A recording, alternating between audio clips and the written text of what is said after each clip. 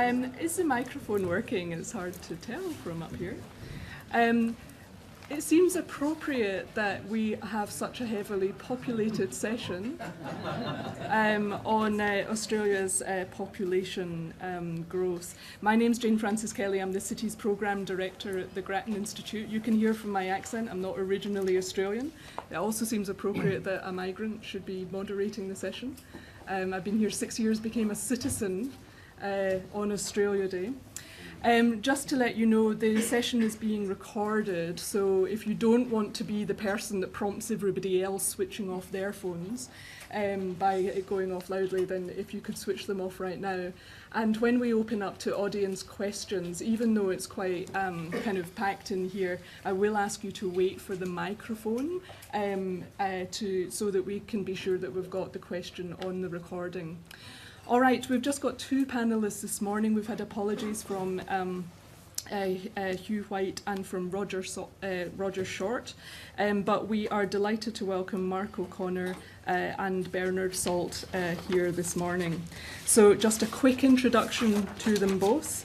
Mark is a professional poet and environmental writer, I suppose, as opposed to an amateur poet, I suppose that is. I think that means that you're published, doesn't it? It means I try to survive thinly by writing poetry. Okay, so Mark is a poet and environmental writer with a special interest in population. He's published 16 books of verse and has taught at several universities, and his latest selling book on the population issue is called Overloading Australia, How Governments and Media Dither and Deny on Population.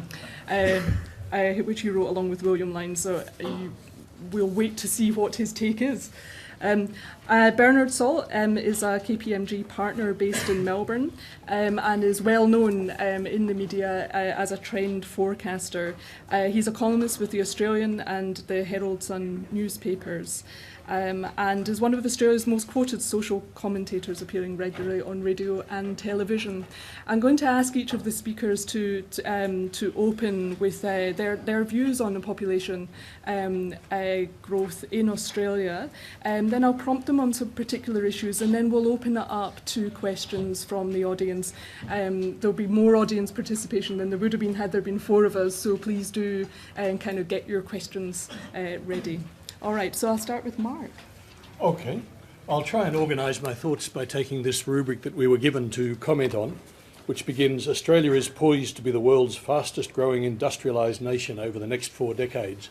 Stripping away the glossy brochure language, yes, our population growth is extraordinary, indeed abnormal. The Australian Bureau of Statistics has recorded it at 2.1% annual population growth for the last 2 quarters. That is bizarre for a first world country. The demographer Martin Bell commented that it's 4 times the USA's, twice Canada, the next craziest nation. It seems to be the Anglo-Celtic settler pioneering nations that have this pioneering complex that makes them seek rapid population growth. But most advanced or industrialised countries have very low population growth, some of them indeed flat, neutral, or even declining. And indeed so they should when you consider the position that many of them are in. Look at Japan with its vast population, no oil, no way of feeding itself as we pass into the era of peak oil.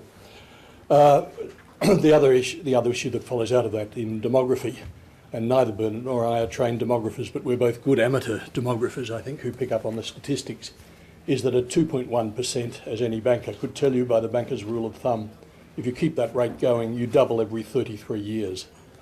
So you just double relentlessly towards infinity. Of course, any steady rate of percentage annual growth puts you on the path towards infinity. But at every 33 years, so forget about having only 36 million in 2050, we'd be way beyond that, and by the end of the century, we'd probably be something like 143 million, way beyond what even the greatest optimist could believe Australia could feed. So clearly this cannot go on forever. And it's a good principle that when something can't go on forever, sooner or later it probably won't. However, for the moment, the government is gung-ho for growth, sees it as solving various problems, and is pushed very hard by big business donors who want that growth for very short-term interest. The next point in the rubric, human capital is a valuable economic resource, and with increased population density come new opportunities for growth. That's again very much standard business thinking. It's easier to make money when everything's growing. Anyone in business will tell you that. But as Dick Smith says, admitting that he made his money in an easy growth market, common sense also tells you it can't and mustn't go on forever. Bill McKibben's article in the March Scientific American is quite crucial on that, the end to growth, why economic growth cannot continue indefinitely. But of course it can be decoupled from population growth to a significant extent, and there are also steady state economic theories like the World Bank's Herman Daly, who's recently published his proposed 10 steps towards a steady state economy. Next point, there are also alternative strategies for achieving economic growth. The next point in the rubric is there such a thing as an optimum population level, or should it be more a dynamic measure, taking into account other variables such as economic capacity, ecological resilience, resilience, I think they mean ecological destruction, food security, quality of life and open space? The rubric hopefully inquires. Well, this has been thoroughly looked into. The most detailed report on Australia's potential was done by the Australian Academy of Science back in 1994. And I won't try and summarise, the detailed discussion in this book, but one point it makes is that back then global warming was scarcely believed. A lot of scientists may have been already onto it, but it wasn't generally around as an issue. And peak oil was not even on the horizon. Most people just assumed that there would be limitless cheap energy indefinitely into the future. When oil hit $10 a barrel, The Economist famously editorialised that this was quite unsustainable and would soon drop back to $5 a barrel. Well, we are now hitting peak oil. And as the world uses oil to grow its food, and in fact since the Green Revolution even the third world does so, the implications are worrying and startling. Anyway, back in 1994, before all of this was so obvious, the Academy of Science said 23 million was our upper safe limit. And the future lives of our children and grandchildren in almost all respects would be very much better if we stayed within this limit.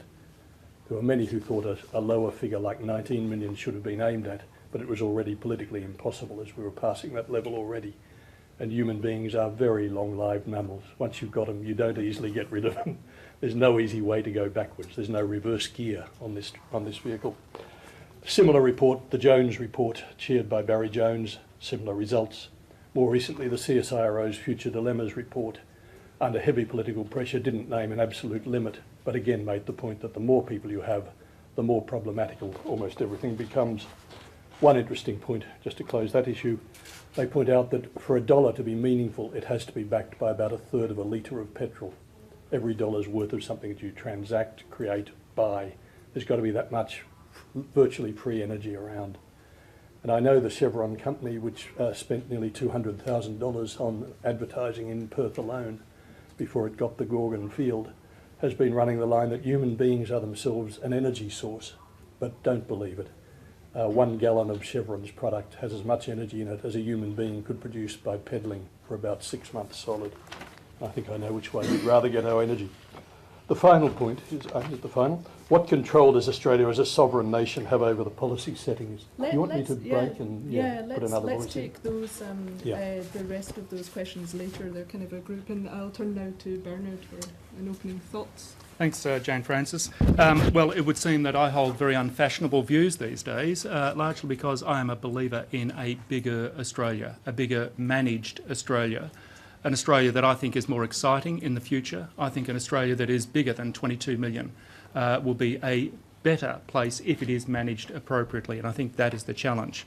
Let me first start by saying that I think the current rate of growth is unsustainable.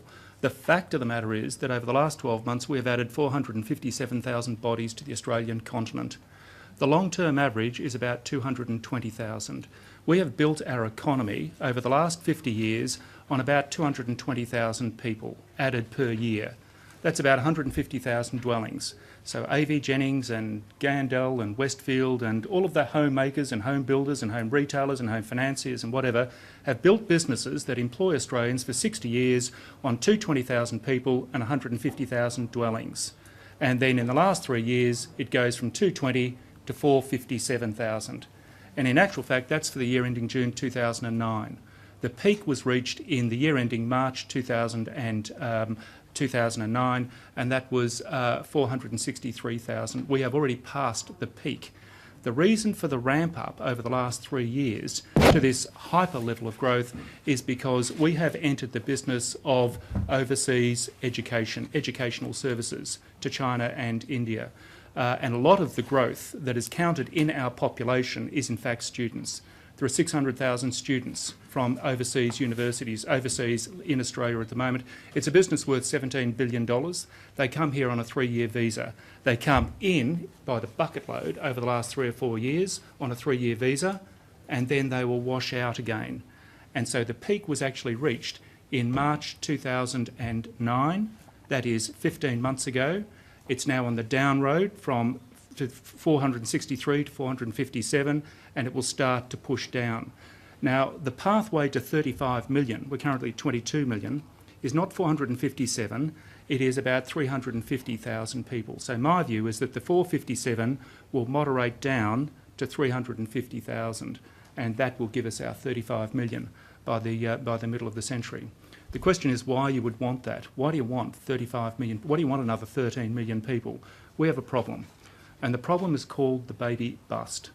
The baby boom generation, born 1946 to 1961, by my measure, the first one turns 65 in July next year. And that person puts their hand out and says, I'll have an age pension, thank you very much, as well as pharmaceutical benefit scheme and all that sort of thing, and I'm going to draw down on the tax base. We have unfunded liability. Only from 1992 have we had superannuation guarantee. Who is going to pay for that 1946-born baby boomer's retirement? Are you going to pay? Is you going to pay more tax per person? Oh no, we're all paying too much tax as it is.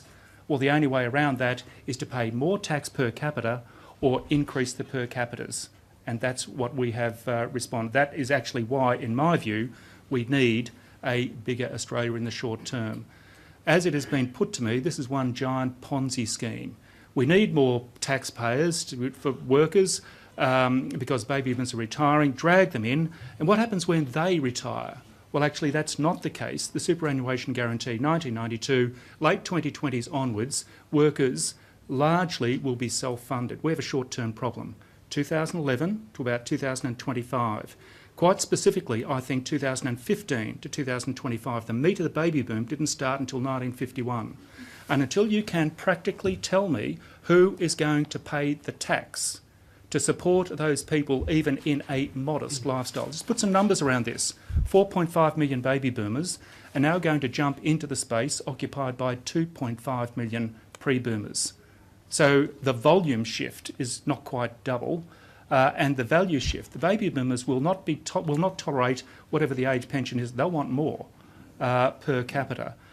So we have an issue over the next 10 years. Then comes the issue of, if you've got more people exiting the workforce than entering the workforce, the tax base starts to increase at a reducing rate. Just at a time when you've got more people drawing down on the tax base, just at a time we've got to pay back all this debt from the GFC. More people coming out of the workforce means, well, where are you going to get the skills? Are you going to tell teachers and nurses and doctors and whatever else, computer programmers, that we don't want you here? We actually do need you here, and actually to provide. So there are skills, there are tax reasons. My argument is that we need to manage the outcome. It's not pleasant, it's not easy, there is no silver bullet. This is not easy. It's a question of the lesser of two evils. One of the responses is, well, baby boomers are going to work longer, they're going to retire later. Yeah, okay, you might crib an extra year out of that. We're talking an entire generation. Work through the numbers. And unless you are prepared to pay the tax, then I would suggest that what we should be doing is managing the outcome. Yes, it is difficult, but I don't think that it's not possible. One of the questions is, how can we possibly manage 65% increase? How can we possibly manage a 65% increase in our population base over the next 40 years? That is from 22 million to 35 million. My God, oh, woe is us. The world is going to fall in because we cannot manage a 65% increase. Jobs, water, power, food, for God's sake. How are we going to manage all that? Hang on. Go back 40 years, 1970, population 12 million. 12 million to 22 million, last 40 years is 80%. How is it that we were able to manage food, energy, water, resources, infrastructure over the last 80 years over the last 40 years at an 80% increase, but we've gone all weak at the knees about our capacity to deliver a lesser rate of growth in the next 40 years.